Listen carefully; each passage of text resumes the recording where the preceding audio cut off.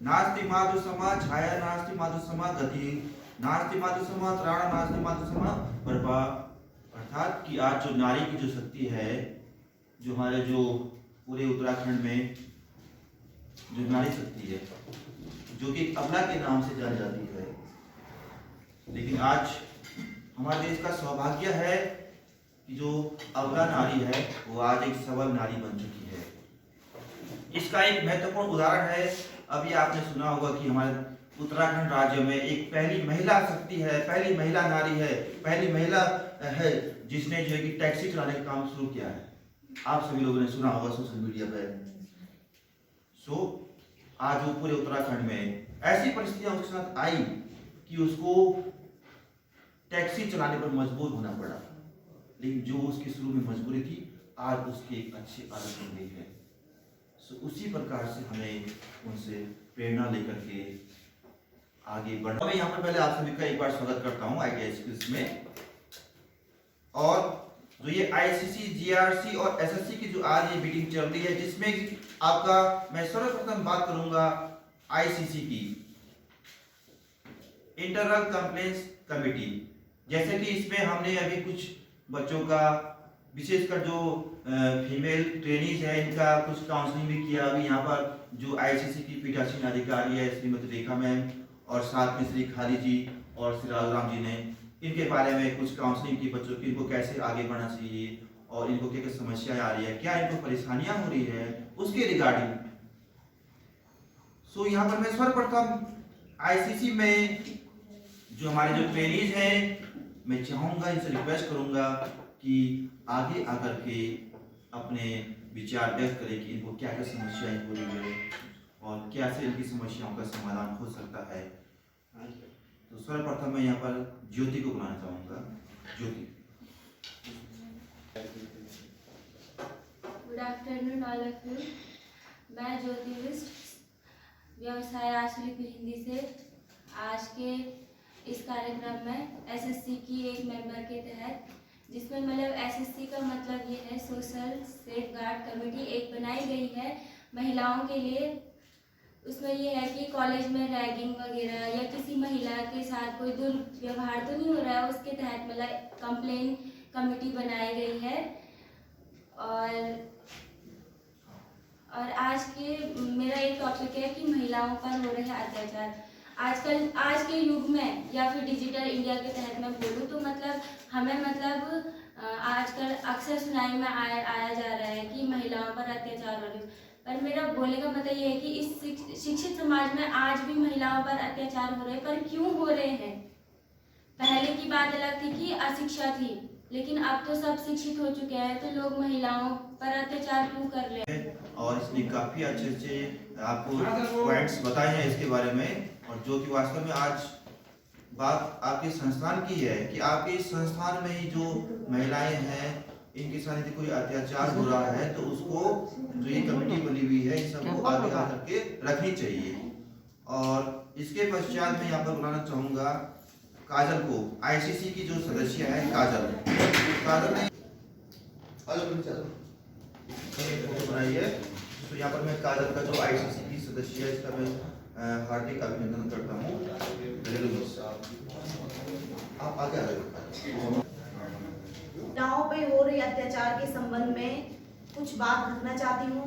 और हमारी विद्यार्थी काजल ने यहाँ पे एक बहुत सुंदर घरेलू हिंसा के बारे में अच्छा सा पोस्टर बनाया है कि किस प्रकार महिलाओं पे हो रहे अत्याचार को हम कैसे दूर करें। ठीक, इस पे उसने एक छोटी सी कविता भी यहाँ पे लिखी हुई है। इसमें लिखा है कि एक कदम आगे बढ़ाएं, घरेलू हिंसा के खिलाफ आवाज उठाएं। एक कदम आगे बढ़ाएं, घरेलू हिंसा के खिलाफ आवाज उठाएं। घरेलू हिंसा होते देख मूक दर्शक न बने। घरेलू हिंसा होते देख एक मूक दर्शक न बने। एक मददगार नागरिक का कर्तव्य निभाएं। एक मददगार कर्तव्य निभाएं। अर्थात हमारी बहनों पे हो रहे अत्याचार, आपने देखा होगा कहीं भी किसी बालिका पे या किसी पे कोई अत्याचार हो रहा है तो वहाँ पे एक आदर्श नागरिक का कर्तव्य ये है कि उसकी मदद करे। कम होंगे जब हमें इन सबको बाहर निकलना होगा कि हम सोचते हैं कि वो क्या बोलेंगे, वो क्या बोलेंगे, इन सबको छोड़ के हमें पे क्या करना चाहिए, उस पर ध्यान देना चाहिए कि हाँ हमारे साथ ही हो रहा है। यहाँ पे मुझे ICC के तहत पीठासीन अधिकारी बनाया गया है, तो मैं चाहती हूँ इसमें किसी भी बालिकाओं पे, किसी महिलाओं पे, हमारे साथ कई महिला कर्मचारियाँ हैं, किसी को कोई शिकायत हो कोई, तो वो हमसे बता सकता है, हम उसका समाधान करेंगे। हमारे प्रधानाचार्य के महोदय के उसमें हम उससे कंप्लेन करेंगे कि सर यहाँ पे ये दिक्कतें हो रही हैं, किसी बालिकाओं से कोई छेड़छाड़ कुछ भी हो, वो हमसे बेझिझक होके बोल सकते हैं। सबसे पहले माध्यम ये है कि हमें बोलने में हेजिटेशन होती है, धीरे धीरे हम यहाँ पे खड़े हैं तो हमें इतनी घबराहट होती है हम कैसे बोलें, लेकिन धीरे धीरे धीरे करके हेजिटेशन ऐसे ही करके दूर होगी। और इन शब्दों को यहीं पे विराम देते हुए धन्यवाद। से यहाँ पर जो कि ICC के पीठासीन अधिकारी श्रीमती रेखा मैम ने यहाँ पर जो कि वास्तव में काफी जो कड़े शब्दों का प्रयोग किया, जो कि सच भी है कि आजकल होता है ऐसा इस प्रकार से कि हम आगे बढ़ने के लिए आते नहीं है, बट पीठ पीछे उस पर विचार विमर्श करते हैं, पीठ पीछे चुगली करते हैं कई प्रकार की। जैसे इन्होंने कहा कि लोग नशे में रहते हैं। वास्तव में सोचने वाली बात है कि हमारे अपने संस्थान में आज क्या स्थिति है, क्योंकि हम जब अपना घर देखेंगे पहले तभी जाके दूसरे के घर को हम संभाल सकते हैं। तो ये संस्थान हमारा अपना घर है, ये आइडिया हमारा अपना घर है। अगर हम इस आइडिया को अपने घर की तरह समझेंगे तो निश्चित रूप से हम इस आइडिया का विकास कर पाएंगे। इसके पश्चात यहाँ पर रिक्वेस्ट करना चाहूंगा कि जो हमारे आपके ये GRC के जो यहाँ पर हमारा जो सदस्य है, छात्र सदस्य है, प्रशिक्षणार्थी है जितेंद्र कुमार। सो जितेंद्र यहाँ पर आगे बढ़ेंगी महिला कैसे, तो पहले तो महिलाओं को खुद का भरोसा होना बहुत जरूरी है। अगर वो खुद का भरोसा रखेंगी तो उनको पहले खुद से सपोर्ट मिलेगा, जिससे वो आगे आगे बोल सकेंगी, कुछ भी काम कर सकेंगी। तो पहले उन्हें अगर खुद का भरोसा है तो वो कर सकती हैं, हर चीज़ में आगे आ सकती हैं। बाकी दूसरा उन्हें विश्वास भी रखना पड़ेगा अपने पे। और बाकी हम मेल होने के बावजूद फीमेल्स को हमने सपोर्ट करना चाहिए, पर कई जगहों पर फीमेल्स को खुद आगे आके अपना एक पता होना चाहिए अपने जितने भी सोशल सेफगार्ड कमेटी, जैसे कि SSC में आपको पता है रैगिंग्स के संबंध में, अनुशासनहीनता, ड्रग्स, नशा आदि के संबंध में ये जो SSC में आपका आता है, तो मैं रिक्वेस्ट करूंगा यहाँ पर श्री ईश्वरी चौहान जी आगे इसके बारे में 2 शब्द कहेंगे। सभी को बहुत बहुत स्वागत, अभिनंदन। जैसे कि अभी SSC के बारे में मैं यही कहना चाहूँगा कि SSC में जो भी आपको कहीं भी नशा है, धूम्रपान है या कहीं भी गंदगी है, उसके बारे में आप खुद भी अवेयरनेस रहे और दूसरों को भी जागरूक करें, ताकि कहीं भी आपको ऐसी घटनाएं ना हो। और सभी लोगों से अनुरोध करूँगा, प्रशिक्षार्थी भी और स्टाफ भी, कि कहीं पे भी गंदगी ना फैलाएं। कहीं भी थूकना है, कुछ भी चीज़ है, उसका एक एरिया डिसाइड होता है, कूड़ेदान रखा होता है हर जगह। कहीं भी गंदगी ना करें, दीवारों में ना करें, बाहर नहीं करें, आसपास ना कहीं भी हो, तो उस चीज़ का विशेष ध्यान रखें। और मैं ये समझता हूँ कि नशे से सभी को बचना चाहिए, लेकिन अगर कोई भी इस उसमें आया है, जद में नशे में है, बीड़ी सिगरेट गुटखा दारू, तो कम से कम वो अपनी दूसरे समाज में इस चीज़ को ना फैलाए, दूसरों के आसपास इस चीज़ का एहसास ना होने दे। आप अपने प्रतिबंधित में भी सभी से रिक्वेस्ट करूँगी, हर जगह आजकल शहर में हो या घर में हो, कहीं भी हो, सब जगह कूड़ेदान बनाए गए हैं, आप उसका यूज करो। बीड़ी सिगरेट गुटखा पान कहीं भी ना थूके। हम देख रहे हैं जगह जगह दीवारों पे पड़े होते हैं, जगह जगह। उन्होंने कहा कि अनुशासन क्या है। आज जैसे आपको पता होगा, यदि हम अनुशासन अपने संस्थान से ही चलाए, अपने संस्थान को एक घर के जैसा समझे, हम बिना प्रेशर किए, नहीं कि हम लोगों के पास कोई प्रेशर है कि आप नए हमारे नए प्रेशर आ गए, वो बड़े दबाव में रहते हैं, अब हमको डेली टाइम पर आना पड़ेगा और डेली टाइम पर जाना पड़ेगा, और जब प्रेशर नहीं रहेंगे तब अपनी मर्जी चलाएंगे। अगर हमारी सोच ऐसी रहेगी, जितने भी बच्चे हैं, ट्रेनिज हैं, कर्मचारी हैं, तो हम कभी आगे सक्सेस नहीं हो पाएंगे। हमें अपनी सोच को बदलना होगा कि जो टाइम है, अनुशासन की बात आती है। अगर यहाँ पर जैसे चौहान सर ने कहा है कि अनुशासन के तहत अगर हम अपने आप को एक अनुशासन, सुबह अपना टाइम पर आए प्रेयर में, प्रेयर का टाइम क्या है आपका, वही 10 बजे का टाइम है, तो एग्जैक्ट हम 9:30 पर यहाँ पहुंच सकते हैं, 9:40 तक पहुंच सकते हैं प्रेयर में आराम से। शाम को हम 5 बजे रुक सकते हैं अपना। लेकिन यदि हमारे मन में यही है कि मेरा घर का काम है, घर में ये है, बच्चे हैं, कोई आने वाला है, कोई रिश्तेदार है, मुझे कहीं जाना है, तो कभी कुछ मजबूरियां होती है, कुछ प्रॉब्लम होती है, वो अलग है। लेकिन यदि हम अपने मन में ये सोच के चले कि मुझे 10 मिनट पहले निकलना है अपने संस्थान को, अपने कॉलेज में, मुझे प्रेयर अटेंड करनी है, मुझे अपना काम करना है, कहीं भी, किसी भी क्षेत्र में, चाहे वो ट्रेनिंग हो, आजकल की फीमेल ट्रेनिंग हो या मेल ट्रेनिंग हो, कि आप कल कहीं किसी कंपनी में जाओगे इंटरव्यू देने के लिए, अगर आपने जरा से 1 सेकंड 1 मिनट लेट कर दिए, 1 सेकंड मिनटों में गाड़ियां निकल जाती है।